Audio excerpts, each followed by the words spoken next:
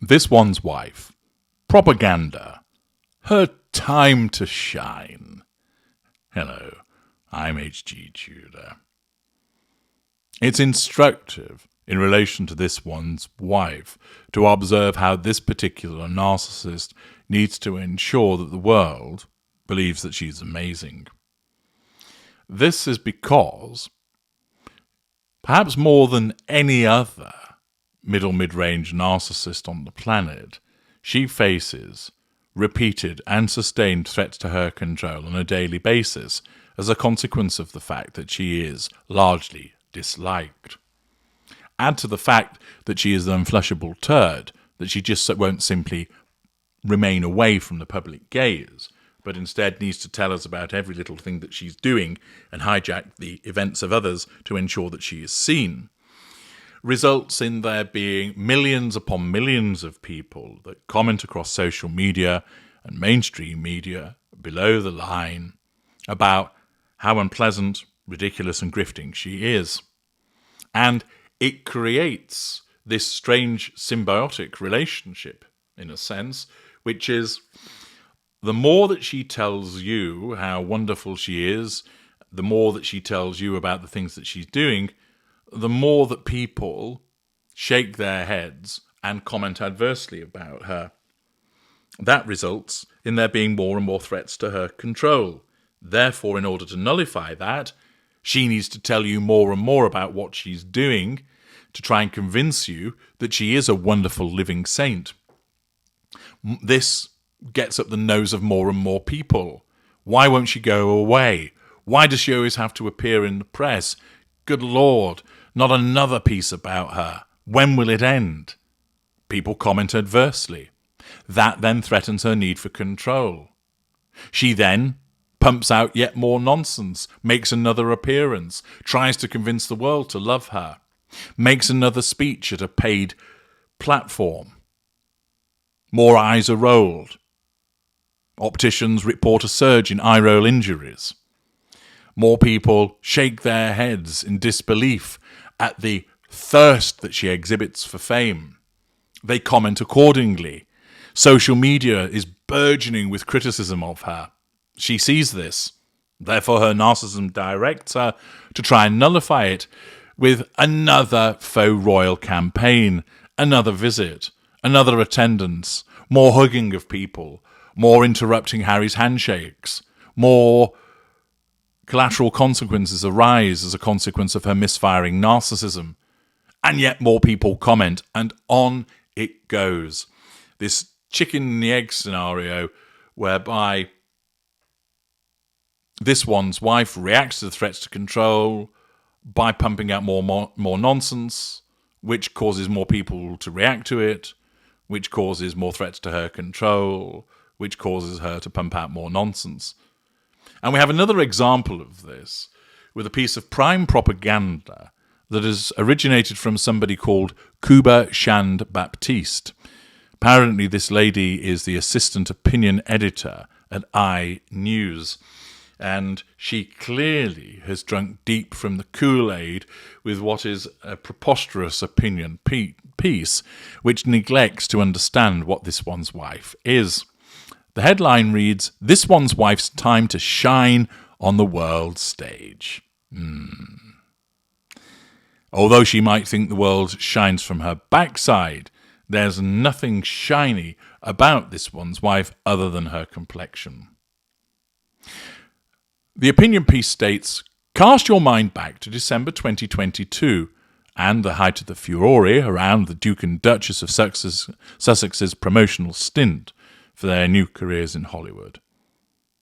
Over a year on from the famous Oprah interview and months after the launch of This One's Wife's ill-fated podcast Archetypes, which aside from being a little too polished and a bit boring at times, wasn't actually the moral transgression the British press liked to pretend it was. The pair were firmly in the throes of carving out a new purpose for themselves. Quaking institutions be damned. Well, that's put it rather high. They would try to be the version of This One's Wife and Harry the royals have seemingly tried to suppress. The worldly, more personable, well, Harry can be personable, she can't, more personable pair who could make visits to Commonwealth countries seem almost divorced from the brutal colonial legacies which other royals so effortlessly invoked with their mere presence. Why not play the race card early on in your opinion piece? But by the time of the premiere of the admittedly rather twee, but no less interesting Harry and This One's Wife on Netflix, weeks before Christmas that year, the mood had again soured. There was a nugget in that documentary that has stuck with me, writes the author. While discussing what the royals had missed out on by essentially giving her family that final push, This One's Wife said, "There's an asset in having a woman of colour when you have 50 plus Commonwealth countries, the majority of which are people of colour." Yeah, but that asset is only an asset when they truly acknowledge themselves as being a woman of colour rather than doing it when it suits, and also one that isn't problematic, unlike you. The author continues, "This comment ruffled feathers across the royal divide. It pissed me, a pro-black, firm anti-monarchist, no shit, really.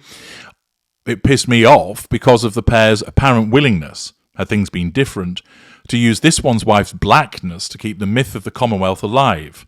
But it was surprisingly blunt, too. In alluding so clearly to the royals' shortfalls in terms of public image in these former colonies, This One's Wife has said the quiet part out loud. Not only, she was pointing out, was the Commonwealth essentially what Afua Hirsch calls Empire 2.0 in the same documentary, but the royal family was now without the one person of colour it could rely on to smooth over the sorts of issues that increasingly crop up when it tries to fortify those frayed ties, particularly when faced with a crescendo of calls for reparations from many of these nations. Now, look,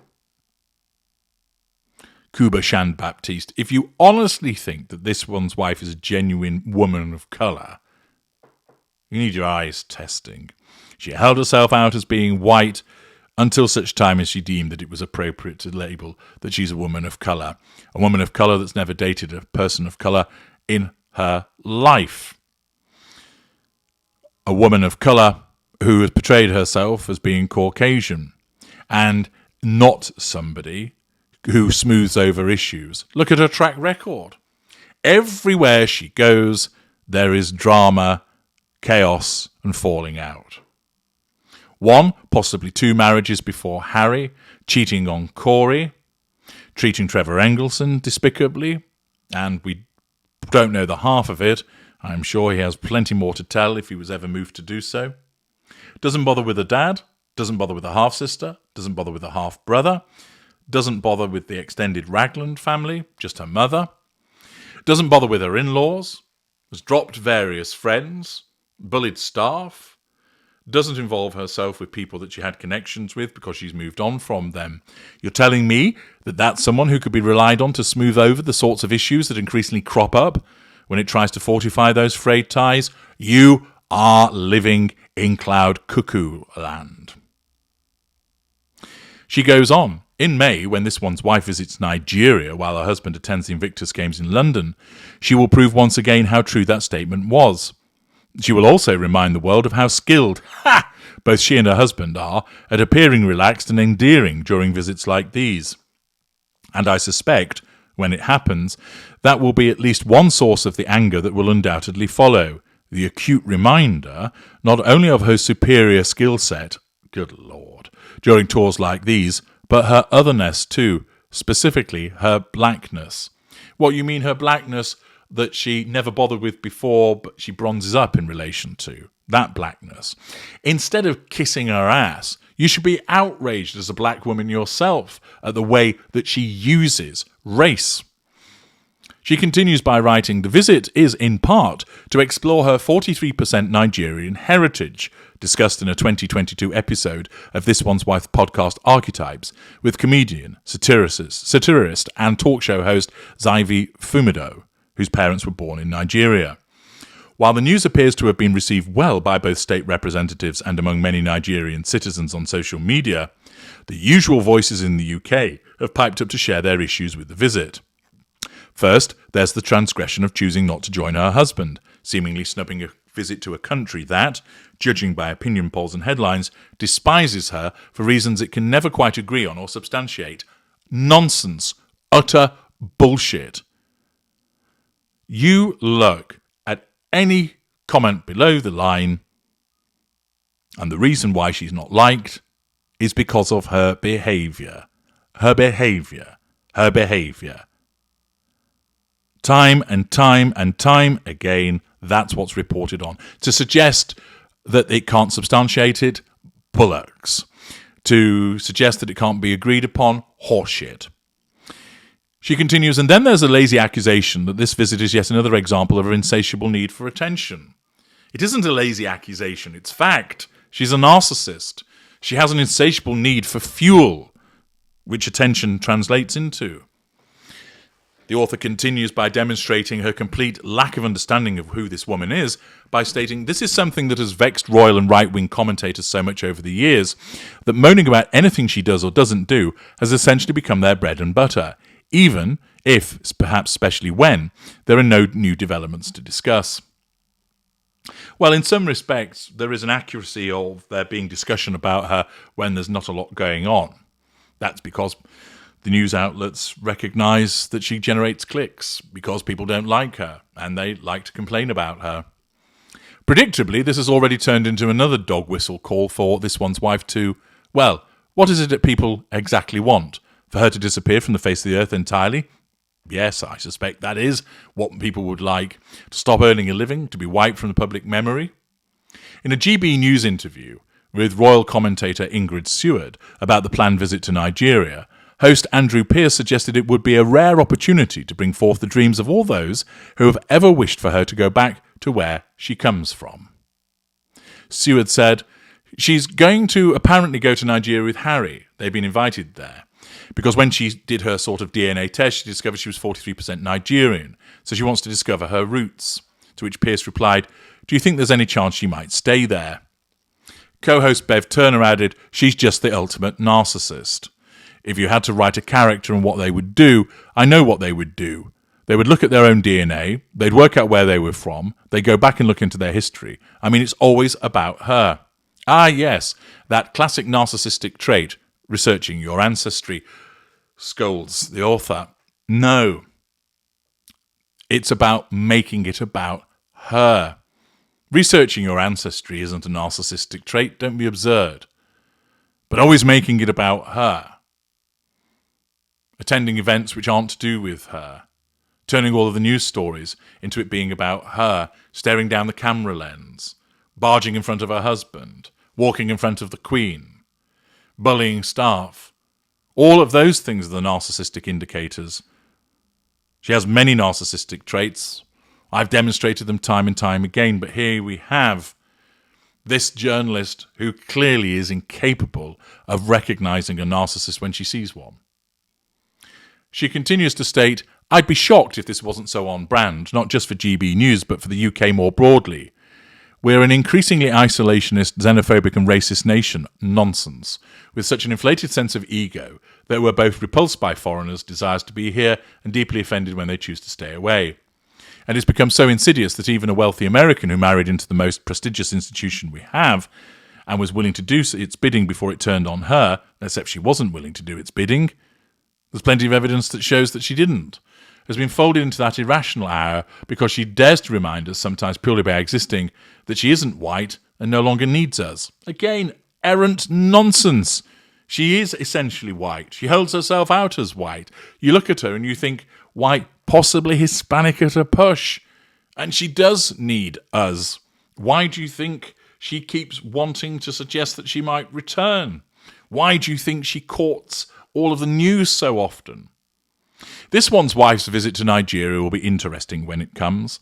I won't pretend that I foresee her instigating any meaningful challenges to the state, under which so many Nigerians are suffering. Ah, right. So do you not think that it might be an idea for someone of such international prominence to actually try and do something, rather than just make it about her? Of course not. You skip all of that. That's due in part to the ongoing economic crisis and mismanagement from current President Bola Tinubu, as well as his predecessors. Issues that here we go, large part can be traced all the way back to Britain's colonisation of the country in the 19th century. Rather than keep blaming the past when you've had your own governorship and you've had the ability to formulate your own destiny for a long, long time. Oh, it's so easy to blame shift, isn't it? Oh, it's your fault that we're in this mess. She ends by stating, but I do think that it will make for potentially helpful conversations about heritage, ancestry, and the legacy of slavery that would never have come about as organically had this been an official royal visit. Perhaps that's also what detractors fear. Bring it on. Well, there you are. Another PR puff piece trying to defend this one's wife and demonstrating that whilst it's her opinion and that Kuba Shan-Baptiste is perfectly entitled to advance that opinion, it's not a well-founded one. It shows a complete failing with regard to understanding what this one's wife is, an attempt to defend her when there is things which she can't be defended in relation to, and once again an attempt to blame shift, just in the way that this one's wife does, by saying that it's a xenophobic, racist nation, that it is a nation of swivel-eyed, foam-flecked-mouthed, bigoted individuals that are a problem, and not the narcissist. This individual clearly doesn't understand narcissism and has bought into the narrative that this one's wife has spouted. I'm H.G. Tudor. Thank you for listening.